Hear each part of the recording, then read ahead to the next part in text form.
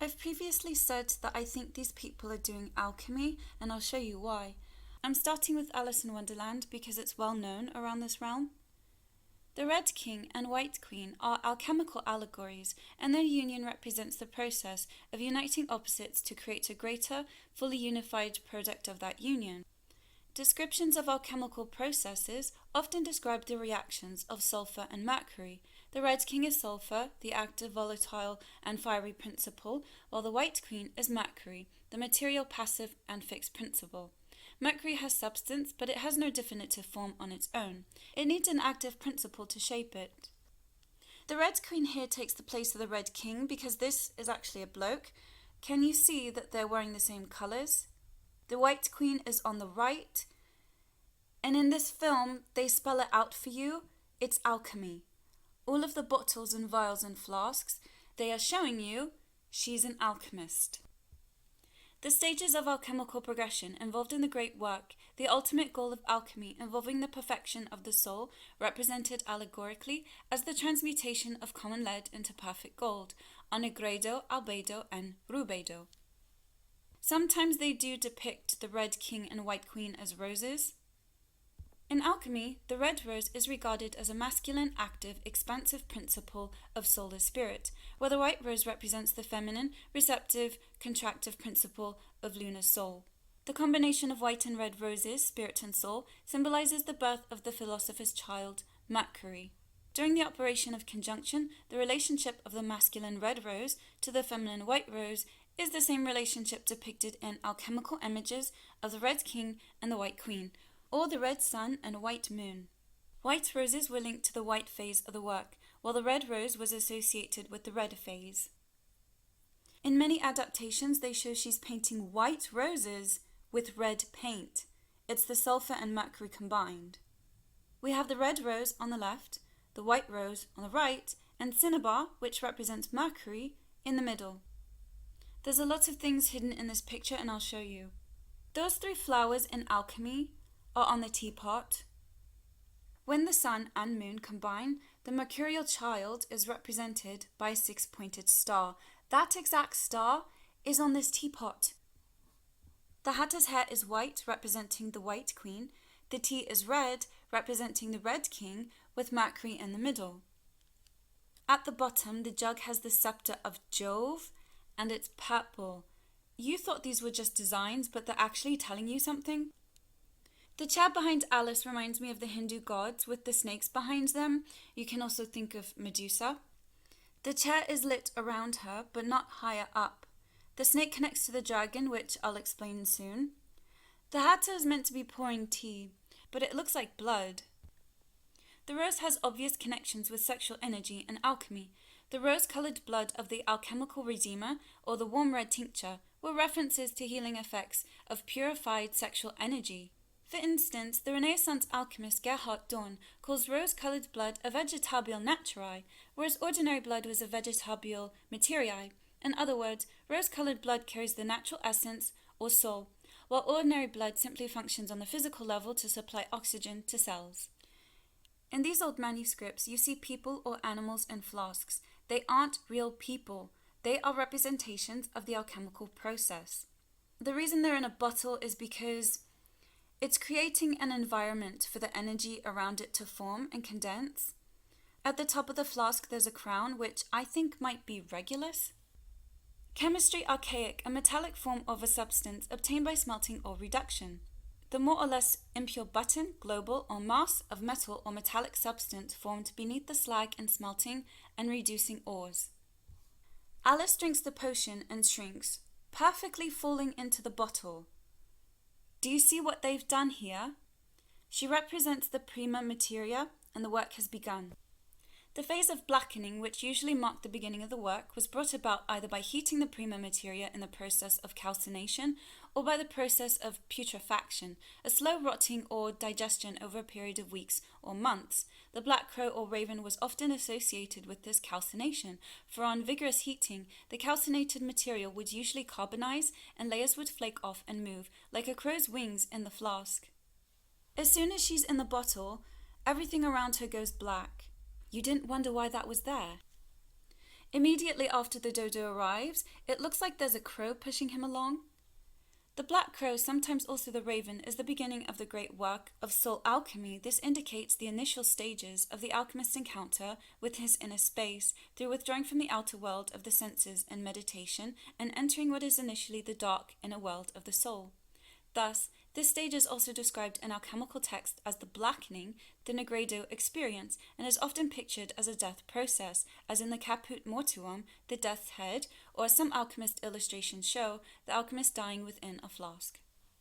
In alchemical writings, we meet a seemingly bewildering multiplicity of animal symbols: red lions, white eagles, stags, unicorns, winged dragons, and snakes. Although, at first glance, all this complex mass of symbolism seems tortured and confused, there's an inner coherence to these symbols, which the ancient alchemists used in specific ways reflecting their esoteric content.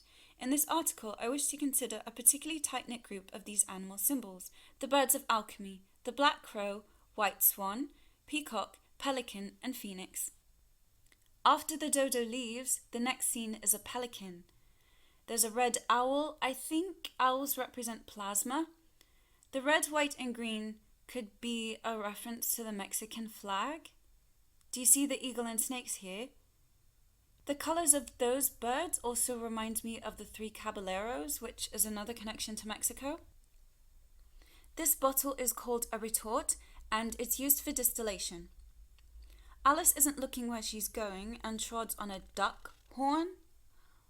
Why is her body in the shape of a retort? Distilling is how they make alcohol, and it's called spirits.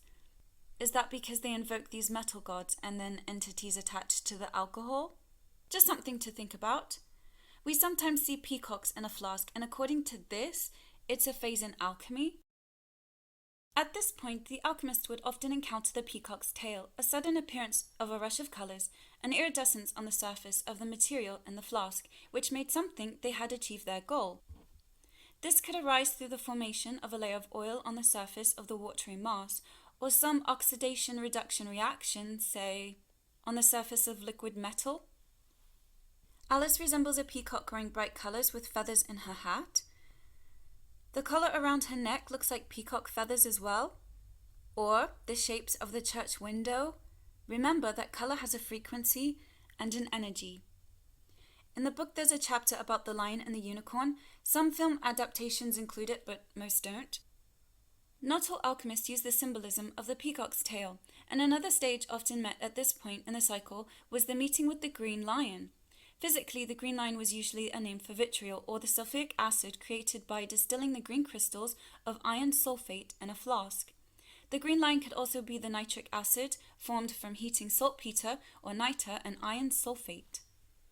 The white stone was sometimes symbolized by the unicorn, partly because of its white horn, but also because the unicorn could only be tamed by the touch of a pure woman. Thus, the white tincture can only be experienced by purifying the feminine forces within our beings. Now they've got a poem about them. The lion and the unicorn were fighting for the crown, Regulus. The lion beat the unicorn all about the town. This is an allegory of the metals amalgamating in the flask. But like most of these things, I think it relates to astrology as well. Leo the lion and Monoceros is the Unicorn Constellation. And it just so happens that the lion and unicorn is on the British passport. I read the wikia for this film. It says the hatter's hair turned orange because the mercury in his hat. That's unlikely. His hair is ginger or red. Therefore, I think he represents cinnabar, also known as red mercury. This is one symbol for cinnabar, and to me it looks very similar to the British pound symbol.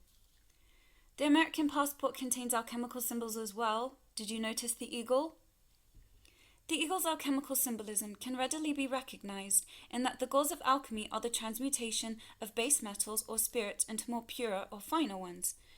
This called for the destruction of the base metals to release the spirit and the renewal or reunion of the spirit into the new one. This is a renewal process, the death of one and the birth of the new, symbolized in the eagle. The eagle is thought as a royal bird, as alchemy was called the royal art. The eagle with the electricity or fasces in his claw, the sun above the head, referencing the 9 planets. This connects to the god Zeus or Jupiter. His symbols are the eagle, and the thunderbolt. The lightning in his hand is called the scepter of Jove, meaning Jupiter. The dollar symbol is here on the left. Beside it is the symbol for white, lead, and they've got the serpent, which I think is electricity. Alice battles the Jabberwocky, who looks something like a dragon, but in the film, they definitely made it look like a dragon. One symbol of the stone was that of the Ouroboros, the snake holding its tail. As we begin the work, we are all rather unformed, and often victims at the mercy of the sway of polarities in the soul, psychic energies that constantly shift from one pole to another, from joy to despair, from overbearing positivity to deep melancholy and negativity, from light to dark, energy to inertia. The snake was often used as a symbol for duality, its long drawn-out body separating the polarities of head and tail. Sometimes the figure of a winged dragon was used here in place of the snake, in order to close the circle with the dragon at the beginning of the work. When the snake or dragon seized its tail, it united the polarities in a circle, a symbol to the alchemists for achieving solidity amongst the dualistic energies of the soul forces. You see red coming from the dragon, which looks like blood. The dragon is on a bull with wings. That bull looks like the symbol for cinnabar. The wings connect to Mercury. So the picture tells me it represents cinnabar, also known as dragon's blood. Cinnabar keywords alchemy, magic, transformation, insight, manifestation, facilitates perceiving the divine pattern, alchemical transformation. The White Queen is on the right. The Hatter's red hair makes him the Red King, and Alice is the mercurial child in the center. Alice confronts the Jabberwocky and conquers it, meaning she is Mercury, transmutating into cinnabar. Transmutation of metals probably also started with Chinese alchemists. They believed that after roasting, the metals would gain spiritual qualities. Therefore, it was important for gold or cinnabar to go through this process if they were to be used as medications or give eternal life to those who ate them. They show the dragon breathing purple electricity, which confirms to me that the snake or dragon or eagle is electrical charge. Electricity activates or enlivens the work. The producers made a point of portraying the Jabberwocky as a Chinese dragon with the whiskers and webbed face. Alice went to China and her clothing is vaguely Chinese. Around 133 BCE, Li Xiaojun suggested to Emperor Wu of the Han that he should follow the example of the mythical Yellow Emperor who had performed an alchemical method at the beginning of human history. Li Xiaojun said that the emperor should perform offerings to an alchemical stove in order to summon supernatural beings, in whose present cinnabar would transmute itself into gold. Eating and drinking from cups and dishes made of that gold would prolong the emperor's life and enable him to meet the immortals. In both Waidan and Neidan, the practice is variously said to grant transcendence, immortality, longevity, healing, and, especially in Waidan, communication with the deities of the celestial pantheon and protection from spirits, demons, and other malignant entities. So we do know China's symbol is the dragon. All of these countries practiced alchemy at some point. In the second book, Alice is with the white and red queens, and she's crowned, which is Regulus, meaning she has gone through the alchemical process, the transmutation of the soul, reaching perfection. I think that's why all these celebrities constantly reference this book. It's an alchemical compendium. They aren't transgenders, they are transmutators, and they practice some sort of alchemy.